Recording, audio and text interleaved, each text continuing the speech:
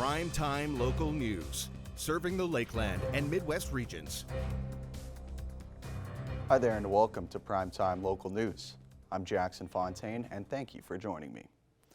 As separation supporters call for a conversation around Alberta leaving Canada, the provincial government has tabled new legislation that would help those supporters call a referendum on the topic. Although when Alberta Premier Danielle Smith was asked about her own position on independence, here's what she had to say. My personal position is I believe in Alberta sovereignty within a united Canada. What does that mean? It means like what we're doing today. When the federal government violates the Constitution, goes out of their way to interfere with our exclusive jurisdiction, we are going to meet them with every step that we can in order to preserve our ability to manage our own affairs. And in today's announcement, particularly for electricity, we are simply not going to allow the federal government, based on ideology, to violate the Constitution and put our people at risk of being in blackout during the dead of winter or the heat of summer. We're just not going to do it. So these are the kind of things that you can expect to see from our government, and we'll do more of them if we have to.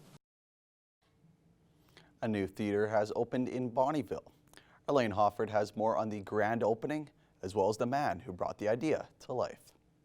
The Strathcona Performing Arts Centre officially opened its doors to the public after 3 years of work. The grand opening ceremony included a ribbon cutting as well as musical performances. The theater was spearheaded by the Clayton Bellamy Foundation for the Arts.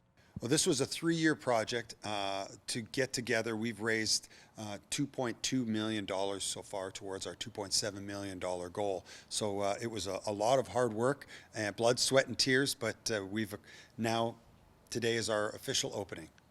Foundation president and namesake Clayton Bellamy says the purpose of the theater is to create a place for people in the Lakeland area to see a wide range of music and arts being performed right at home. I think to the whole region that this means that there's now a space that is inclusive for everyone to experience the arts, that we want to be the jewel in the heart of the Lakeland for the arts, and that there's a place for community to come together and to celebrate and to connect. Bellamy says the theater will be a hub for both award-winning artists as well as young up-and-comers living in the Lakeland region who are looking to get their foot in the door as performers.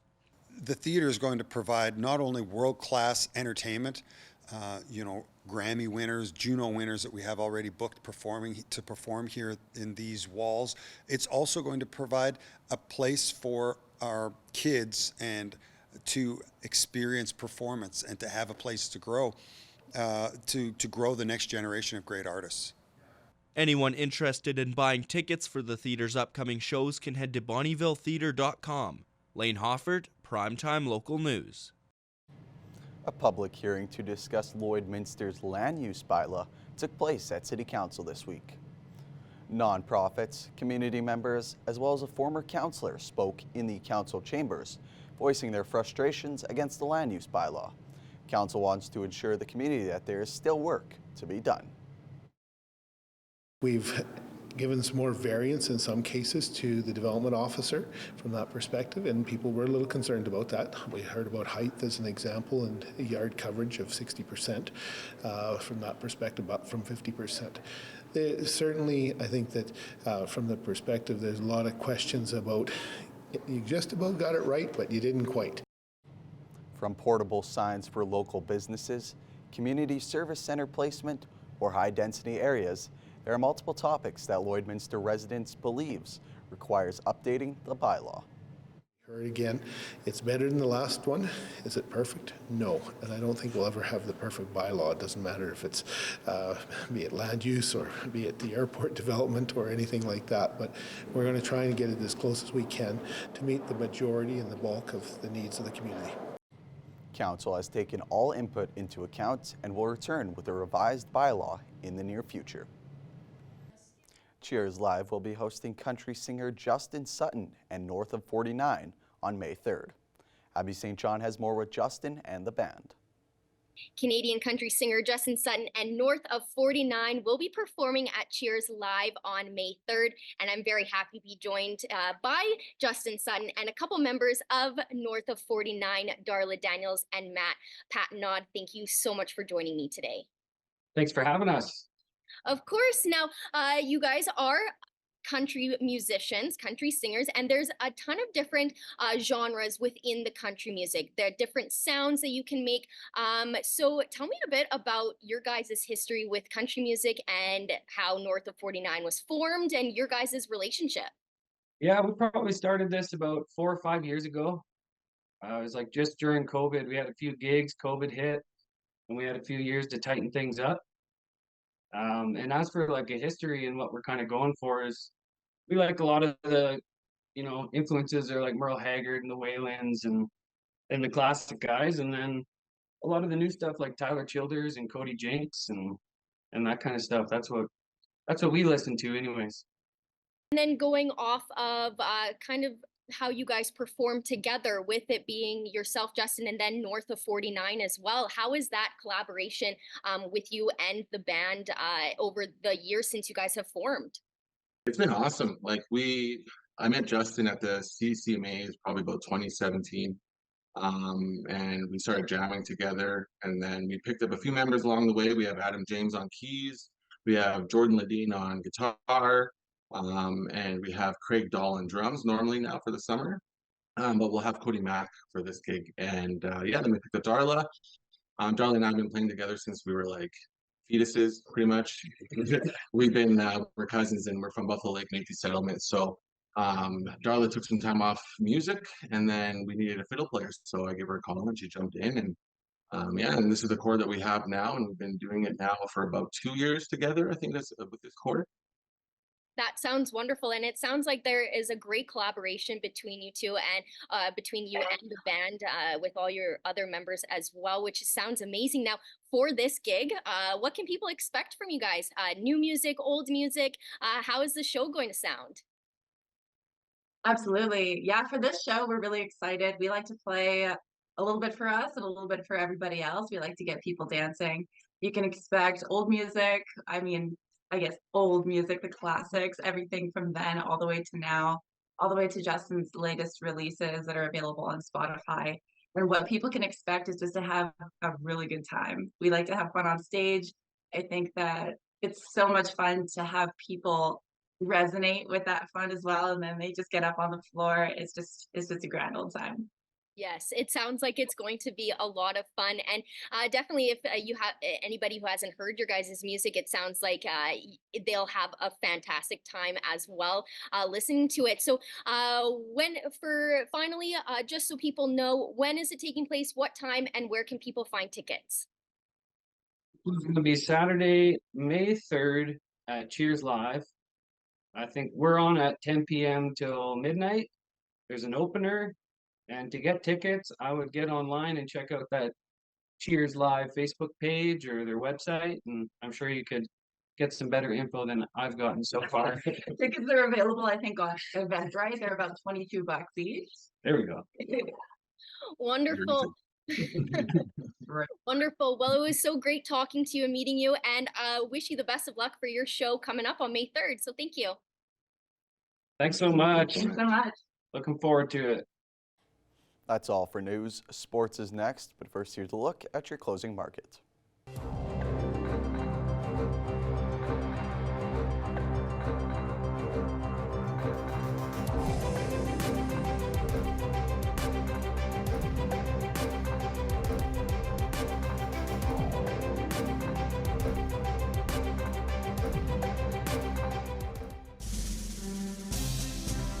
Today's oil prices are brought to you by First General Services.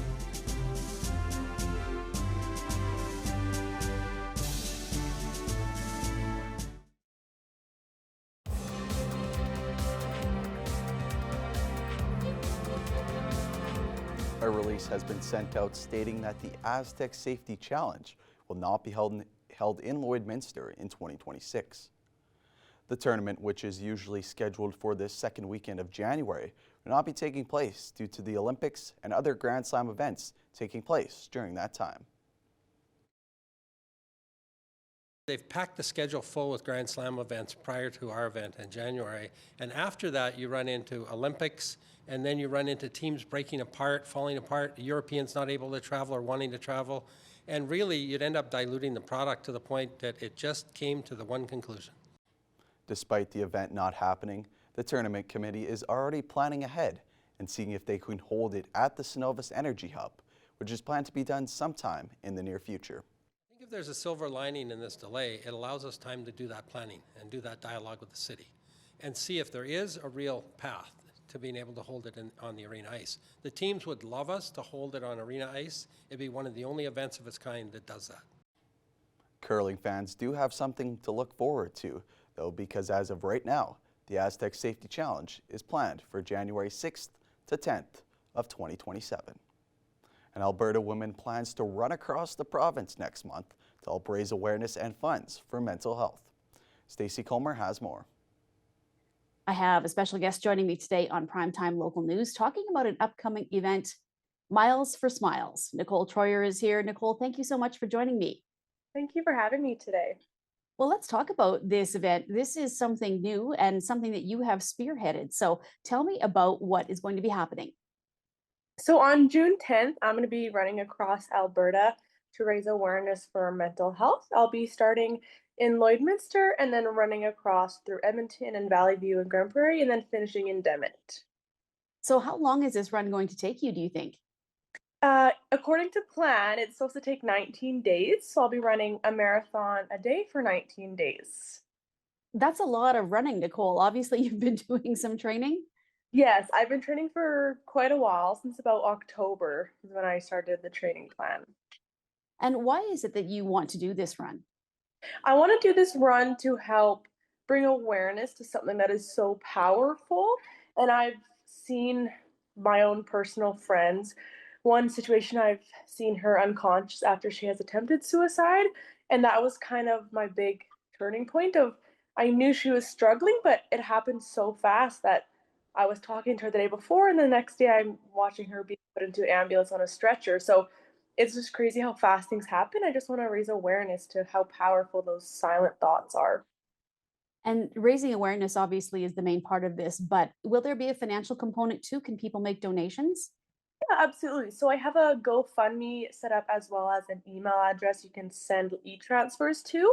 And we also have some sponsorships as well. So we have a budget for this run, and then anything that doesn't get used for the run is going to get donated to the Solstice Integrated and Wellness Center, which is a youth program that helps anyone struggling with addictions or trauma, abuse, anything, kind of just like a safe house in a way.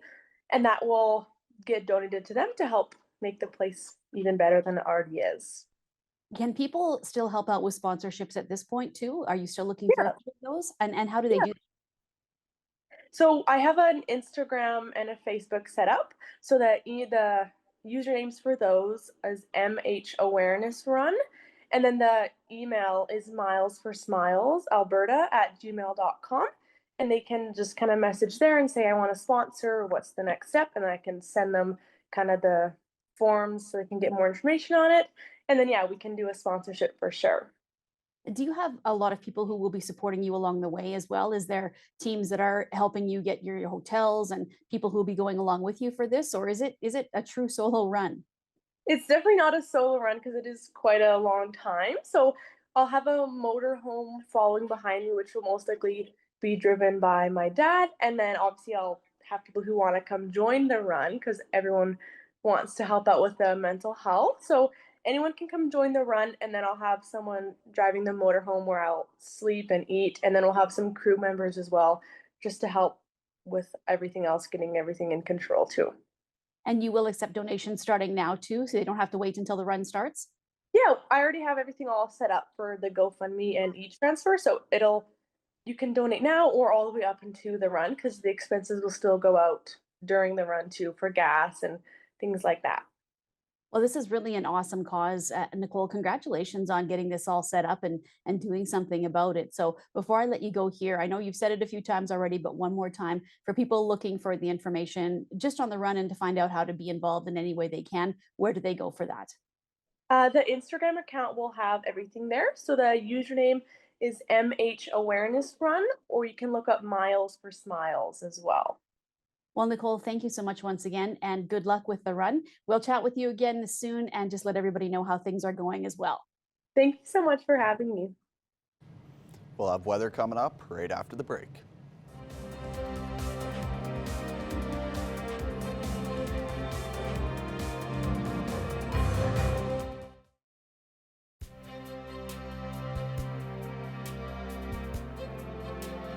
We'll get a quick look at the weather forecast here for the weekend. Friday, sunny and very warm with that high of 27, low of +7. Saturday, even warmer, almost +30.